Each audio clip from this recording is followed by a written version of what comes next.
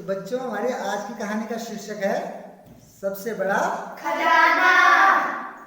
फिर बात बहुत पुरानी है, राजा महाराजाओं के समय की। किसी नगर में एक बहुत ही निर्धन व्यक्ति रहता था, लेकिन वो क्या था, मुश्किल से उसकी 2 जून की रोटी का जुगाड़ होता था। बड़ी मुश्किल से बेचारा अपना गुजारा करता था। लेकिन उसकी एक बड़ी सबसे बड़ी खासियत थी, वो हमेशा क्या रहता था, खुश रहता था, मस्त रहता था, है ना। उसका नाम ही क्या था, मस्तराम था। क्या नाम था उसका? मस्तराम। मस्तराम था। लेकिन वो हमेशा दूसरों की मदद करने के लिए 24 घंटे क्या रहता था, तैयार रहता था भाई। रात को भी अगर बाधी रात को कोई उसको आवाज दे तो वो तुरंत बाहर निकलकर उसकी क्या करता था, मदद करता था। ऐसे छोटे मोटे काम करके उसको जो दिहाड़ी मिलती उससे वो अपना गुजर बसर करता। एक बार उस नगर के एक बड़े सेठ ने उसको अपने यहाँ काम करने के लिए बुलाया। अब सेठ ने उससे अपने घर का काम करवाया, जो भी जरूरी काम थे करवाए। उसने बड़ी लगन से किए। साहब मस्तराम जी ने सारे काम बड़ी लगन से मेहनत से किए। सेठ जी बड़े खुश हुए।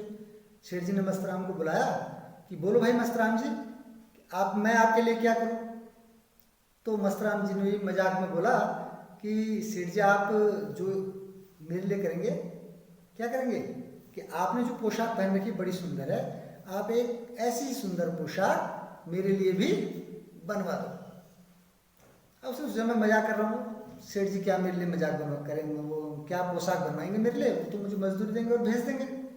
लेकिन अगले दिन सेठ जी ने उसके लिए वैसी एक सुंदर सी पोशाक बना के मस्तराम जी को दे दी कि लो भाई मस्तराम जी, ये पोशाक मेरी तरफ से तुम्हें भेंट है और ये तुम्हारी मजदूरी है।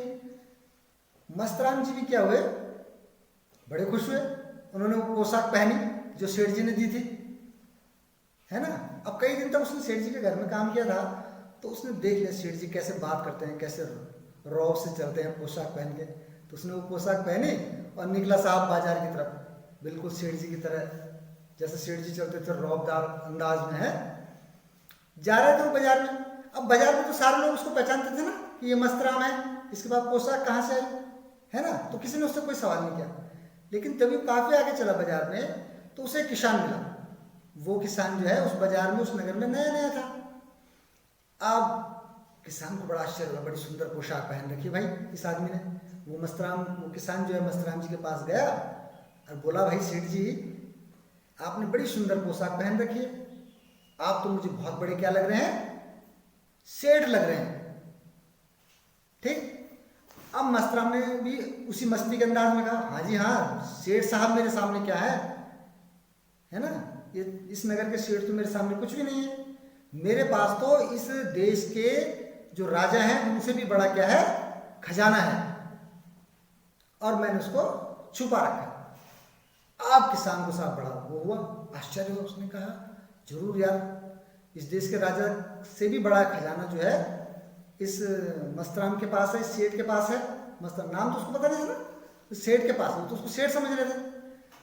तो उसने कहा, फिर पूछा कि आपके पास जरूर ऐसा खजाना है। उसने कहा, हाँ जी हाँ, मेरे पास बहुत बड़ा खजाना है। अब क्या था साहब, उस किसान ने जोरदार 2-3 तालियां बजाई और चारों तरफ से क्या आ गए, हथियारबंद सैनिकों ने किसान को भी और मस्तराम जी को भी घेर लिया। ठीक है। अब मस्तराम ने से देखा चारों तरफ से सैनिक खड़े हैं तलवार लिए हुए। असल में वो जो किसान था वो क्या था, उस देश का क्या था, राजा था, जो भेष बदलकर अपनी प्रजा का हाल जानने के लिए आया था। अब उसने कहा, किसान ने, जो राजा था, जो किसान बना हुआ था, उसने कहा कि चलो मस्तराम जी को दरबार में ले चलो। सैनिकों ने पकड़ा और मस्तराम जी को लेकर कहाँ चल दिए, दरबार में चल दिए। अब मस्तराम भी ठीक है, ले चलो जी, मुझे जहाँ भी ले जाना है। वो तो मस्ती में था बेचारा, है। चले साहब दरबार में पहुंचे। अब दरबार में पहुंच कर राजा ने पूछा कि बताओ भाई सेठ जी, कहाँ छुपा रखा तुमने वो खजाना। वो खजाना राज्य के हवाले करो, जिससे उस खजाने को क्या कर सके, प्रजा की भलाई के काम में लगा सके। मस्तराम मुस्कुराया। उसने कहा, महाराज मेरे पास कोई खजाना नहीं है। हंसते हुए बताया ना उसने। महाराज ने कहा, तुम बाजार में तो बोल रहे थे कि तुम्हारे पास बहुत बड़ा खजाना है, राजा से भी बड़ा खजाना है। भाई तुम्हारे पास हमसे भी बड़ा खजाना है, निकालो उसको बाहर, कहाँ छुपा रखा तुमने, बताओ हमको। अब मस्तराम फिर मुस्कुराया। उसने कहा, जी मेरे पास कोई खजाना मैंने नहीं छुपा रखा है, राजा को गुस्सा आ गया। उसने कहा बाजार में तो ये बोल रहा था, अब ये हमको खजाना नहीं देना चाह रहा है, ठीक है, ये हमको खजाना नहीं देना चाह रहा है, इसके साथ सख्ती से पेश आओ। उसने मस्तराम से कहा देखो जी, यदि तुमने हमको खजाना नहीं बताया तो हम तुमको कोड़ों से मारेंगे और बड़ी से बड़ी सजा देंगे। अब साहब मस्तराम जी फिर मुस्कुराए और हाथ जोड़ के बोले, क्या बोले, महाराज मेरे पास खजाना तो बहुत बड़ा है, लेकिन मैंने उसको छुपा नहीं रखा है। मेरे पास कोई धन का खजाना नहीं है, मेरे पास किस चीज का खजाना है, मन का खजाना है। किस चीज का खजाना है, मन का खजाना। मेरे पास कोई धन का खजाना नहीं, मन का खजाना है, और उस मन के खजाने में मैंने बहुत ही मूल्यवान चीजें रख रखी हैं। उस मन के खजाने में मैंने क्या रख रखे हैं, बहुत ही मूल्यवान चीजें रख रखी हैं। मैंने उसमें संतोष को रखा है, मैंने उसमें प्रसन्नता को रखा है, मैंने उसमें मस्ती को रखा है, ठीक है, दूसरों की मदद करने की अच्छी आदत को रखा है। तो इस तरह उसने सारी अपनी खूबियां गिनाई कि भाई मैं गरीब हूं लेकिन हमेशा क्या रहता हूं, मस्त रहता हूं, मेरे पास तो बहुत बड़ा खजाना है।